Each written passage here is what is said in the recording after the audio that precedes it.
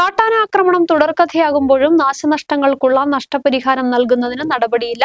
വനംവകുപ്പ് വാച്ചർ ശക്തിവേൽ കാട്ടാന ആക്രമണത്തിൽ മരണപ്പെട്ടതിന് ശേഷമുണ്ടായ പ്രതിഷേധത്തെ തുടർന്ന് ഈ വീടുകളും പുനർനിർമ്മിക്കുന്നതിന് അടിയന്തര നടപടി സ്വീകരിക്കുമെന്ന് വനംവകുപ്പ് ഉറപ്പു നൽകിയിരുന്നു. എന്നാൽ അപേക്ഷ സമർപ്പിച്ച് വർഷങ്ങൾ പിന്നിടുമ്പോഴും നഷ്ടപരിഹാരം ലഭിച്ചിട്ടില്ലെന്നാണ് പരാതി. തകർന്ന വീടുകളിൽ കിടന്നുറങ്ങാൻ കഴിയാത്തതിനാൽ നാട്ടുകാർ വാടക വീടുകളിലാണ് താമസം.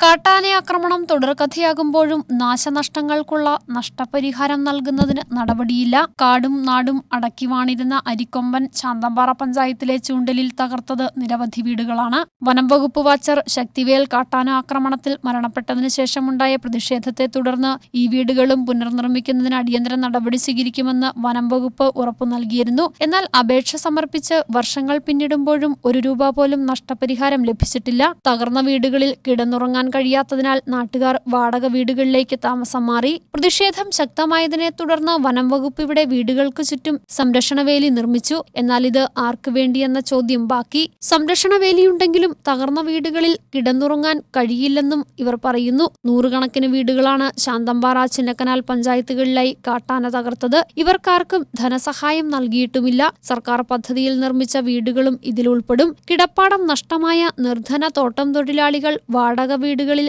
അന്തിയുറങ്ങുമ്പോഴും അതെല്ലാം കണ്ടില്ലെന്ന് നടിക്കുന്ന വനംവകുപ്പിനെതിരെ പ്രതിഷേധത്തിന് തയ്യാറെടുക്കുകയാണ് തൊഴിലാളികൾ. ന്യൂസ് ബ്യൂറോ, രാജകുമാരി.